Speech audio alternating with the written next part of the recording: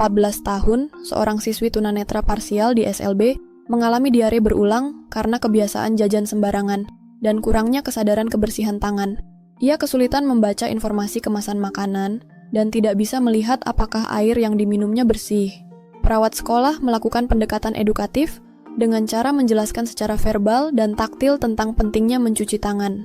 Dengan narasi kasusnya sebagai berikut, Dina, seorang siswi berusia 14 tahun dengan tunanetra parsial yang bersekolah di SLB, dirawat di Rumah Sakit Kebangkitan akibat diare berulang. Riwayat menunjukkan bahwa Dina sering membeli jajanan sembarangan dan kurang memperhatikan kebersihan tangan sebelum makan. Diare yang berulang menyebabkan Dina sering absen dari sekolah. Melihat kondisi ini, guru di sekolah memberikan saran kepada Dina untuk berkonsultasi dengan perawat sekolah. Saat sesi konsultasi, Dina mengungkapkan kesulitannya dalam memilih makanan bersih dan memastikan air minum yang dikonsumsinya bersih, karena kurangnya kesadaran akan pentingnya mencuci tangan dan keterbatasan penglihatannya menjadi faktor utama penyebab diare yang dialaminya. Perawat sekolah kemudian melakukan pendekatan edukatif yang disesuaikan dengan kebutuhan Dina. Edukasi diberikan secara verbal dengan bahasa yang sederhana dan mudah dipahami. Selain itu, perawat juga menggunakan pendekatan taktil, yaitu dengan mengenalkan kuman yang mudah menempel karena tangan kotor. Memperagakan cara mencuci tangan yang benar dengan membimbing tangan Dina secara langsung agar ia dapat merasakan setiap langkahnya, mulai dari membasahi tangan, menggosok dengan sabun di seluruh permukaan tangan, sela-sela jari, hingga membilas dan mengeringkan tangan, dan memberikan Dina kantong jajan bijak unut menaruh jajan kemasan yang masih silt. Perawat juga memberikan tips kepada Dina agar lebih berhati-hati dalam memilih makanan, seperti membawa bekal sendiri dari rumah. Untuk memastikan air minum yang aman, perawat sekolah menyarankan Dina untuk selalu minum air yang sudah dimasak atau air yang sudah disediakan di sekolah. Melalui pendekatan edukatif yang verbal dan taktil ini, diharapkan Dina dapat meningkatkan kesadaran dan keterampilan menjaga kebersihan tangan, serta lebih selektif dalam memilih makanan dan minuman, sehingga kejadian diare berulang dapat dicegah dan kesehatan Dina tetap terjaga. Selamat pagi, saya perawat Nurlela, perawat yang akan membantu kamu hari ini. Saya akan memeriksa kondisi kamu sekarang. Kalau kamu merasa tidak nyaman, tolong beritahu saya ya, bagaimana kabar kamu hari ini? Saya merasa tidak enak, perut saya sakit, dan sering pergi ke toilet. Bisa tunjukkan di mana yang sakit? Di sini. Di sini? Baik. Saya mengerti. Saya ingin tahu lebih banyak tentang apa yang kamu alami. Berapa kali kamu mengalami diare dalam sehari? 5 kali, Sus. Oke, apakah ada gejala lain yang kamu rasakan? Seperti mual atau pusing? Iya, kadang mual. Apakah tinjamu berair atau ada darah atau lendir? Saya masih sering BAB cair, Sus. Oke, baik. Sekarang kita akan bicara tentang bagaimana menjaga tubuh kamu tetap sehat dan mencegah dehidrasi. Diare bisa membuat tubuh kehilangan banyak cairan. Penting untuk kamu minum banyak air, putih atau Oralit supaya tidak dehidrasi. Kamu perlu minum Oralit setiap kali selesai BAB ya. Ini cairan khusus untuk mengganti air dan garam yang hilang, rasanya sedikit asin, warnanya keruh, bentuknya cair ya. Hindari minuman bersoda atau terlalu manis. Ini botol air putih saya letakkan di sebelah kananmu. Ini botol Oralitnya saya taruh di sebelah kanan bersama air putih ya.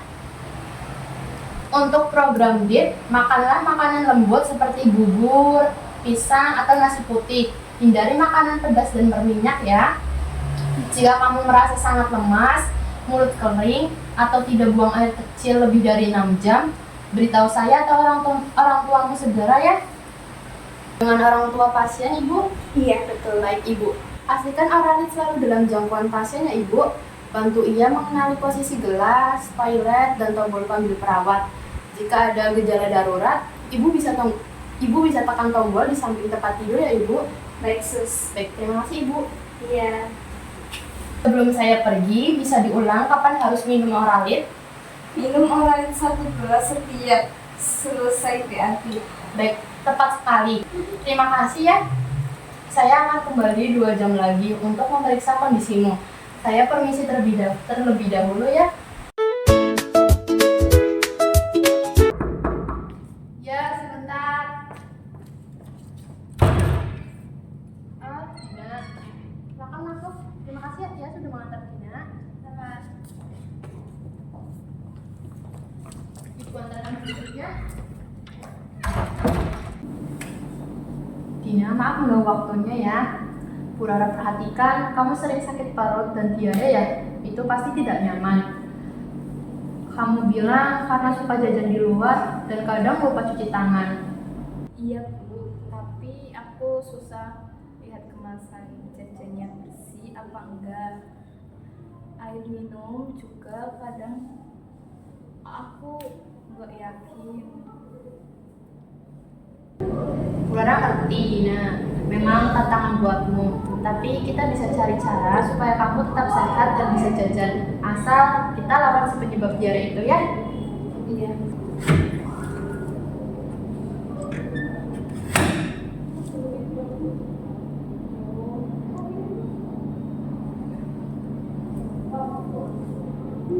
Ini dia musuhnya, namanya Kiki. Dia kecil sekali, sampai kamu dan Bu Rara pun gak bisa lihat, tapi dia ada di mana-mana. Nah, coba kamu rasakan.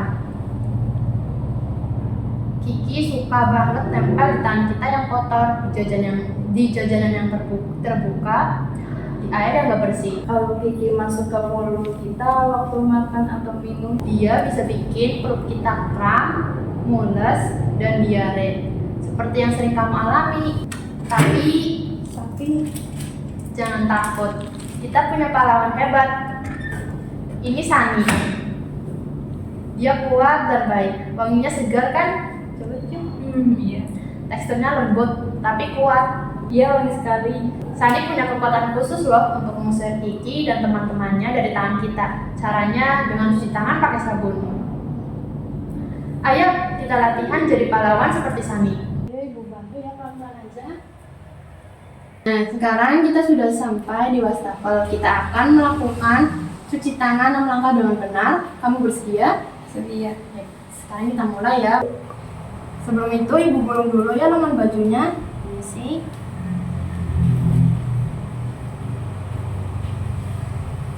Sabunnya. Nah, pertama, basahin tangan pakai air mengalir. Rasakan dengan air yang bersih. Rasanya segar Bu. Nah, ambil Sani di sebelah kanan, gosok di telapak tangan, taruh lagi Saninya, gosok di telapak tangan,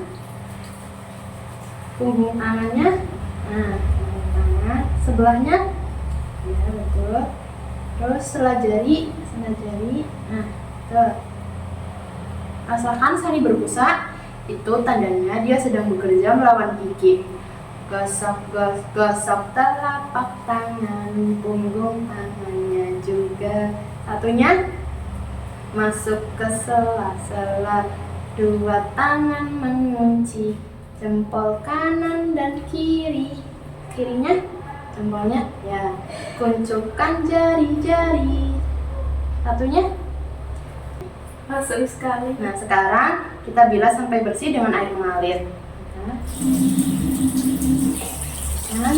sampai busanya hilang ya. Kalau busanya hilang, itu tandanya Kiki dan kawan-kawannya ikut hanyut. Rasanya bersih sih. Nah, sebentar kita bersihkan sambil bersih ya.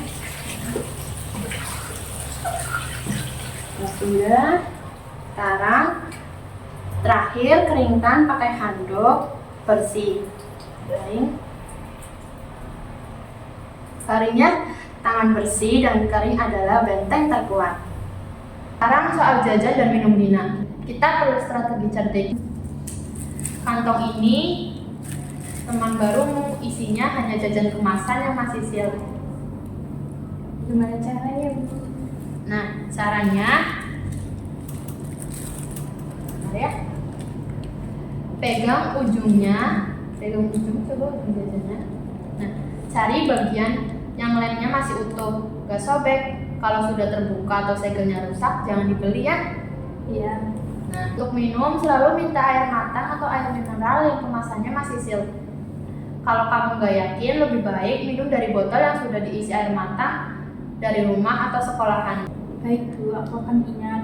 Nah, jadi Dina, kapan kita harus panggil Sani si sabun penyelamat? Sebelum makan atau jajan, sebelum menyentuh makanan, setelah dari toilet, setelah main di luar. Dan kapan kita pakai kantong jajan bijak? Hanya untuk beli jajan kemasan yang seal. Dina hebat sekali, sudah belajar jadi pahlawan kesehatan untuk dirimu sendiri dengan cuci tangan pakai sabun dan jajan bijak pakai kantong ini. Insya Allah diare Dina bisa kita usir. Makasih banyak ya Bu Nana. Ayo kita tepuk tangan untuk pahlawan kesehatan Dina. Hambatan komunikasi efektif yang terjadi pada kasus Dina. 1. Pendekatan individual dan empati perawat sekolah memahami kondisi khusus Dina sebagai siswi tunanetra parsial. Perawat tidak hanya memberikan informasi secara umum, tetapi juga menyesuaikan cara komunikasi dengan kebutuhan dan keterbatasan Dina.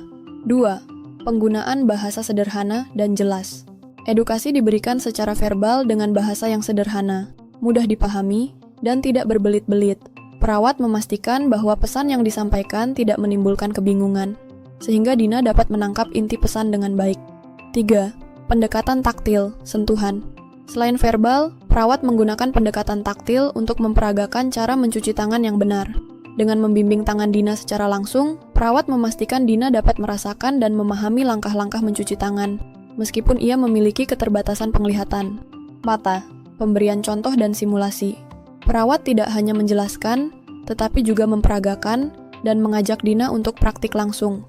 Misalnya, mengenalkan kuman melalui cerita atau peragaan, serta membimbing langkah-langkah mencuci tangan. Simulasi ini membantu Dina memahami konsep yang diajarkan secara konkret.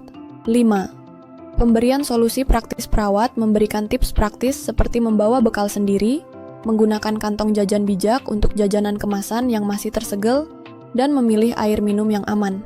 Solusi ini relevan dengan kebutuhan dan kondisi Dina, sehingga mudah diterapkan. 6. Pemberdayaan dan motivasi. Perawat tidak hanya mengedukasi, tetapi juga memberdayakan, agar Dina lebih mandiri dan percaya diri dalam menjaga kebersihan diri.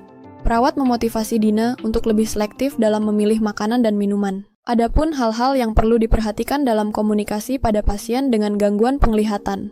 1. Gunakan bahasa verbal yang jelas dan sederhana. Sampaikan informasi secara lisan dengan bahasa yang mudah dipahami. Berikan instruksi langkah demi langkah secara runtut. 2. Gunakan pendekatan taktil, sentuhan.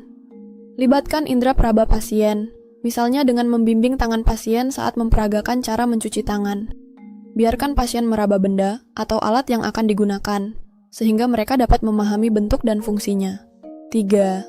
Hindari komunikasi nonverbal yang tidak dapat diakses. Jangan hanya mengandalkan isyarat tangan, ekspresi wajah, atau menunjuk benda. Semua informasi penting harus disampaikan secara verbal. 4. Pastikan lingkungan aman dan nyaman. Pastikan ruangan bebas dari hambatan atau benda yang dapat membahayakan pasien. Jelaskan letak benda-benda penting di sekitar pasien, seperti wastafel, kursi, atau pintu. 5. Gunakan alat bantu jika diperlukan. Jika memungkinkan, gunakan alat bantu seperti label braille, audio, atau benda dengan tekstur berbeda untuk membantu penjelasan. 6. Berikan dukungan emosional. Tunjukkan empati dan kesabaran selama proses komunikasi. Berikan motivasi dan dorongan agar pasien merasa percaya diri dalam menjalankan instruksi.